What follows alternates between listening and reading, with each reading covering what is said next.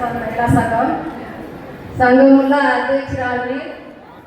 ఇంతవరకు ఇందిరమ్మ ఇల్లు అనేది లేదు. గత 10 సంవత్సరాల కింద ఇందిరమ్మ ఉన్నప్పుడు మాత్రమే మనకు ఇల్లు వచ్చినాయి. ఆ ఇళ్ళ తప్ప ఉన్న ఏ ఇల్లు మాత్రం ఇంతవరకు మన సెంచోర్లో కానీ మన సెంచోర్లో పడాబడి మూలకుంటే ఏ రాజ్యమైనా ఏ ప్రభుత్వమైనా వచ్చి చెంచులు ఇక్కడ ఉండరు, ఈ అడవిలో ఉండరు. ఈ అడవిలను ముందుకు పెద్దమని ఏ ప్రభుత్వం పట్టుకోరు.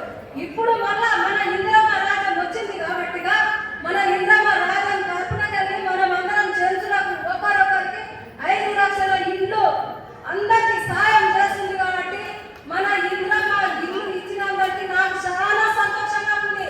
మన ఎముకబడ్డ పేదలను మొత్తాన్ని మన ఇందిరమ్మ రాజ్యం వస్తేనే మనం చాలా బాగుపడతామని ఇప్పటికీ చాలా సంతోషంగా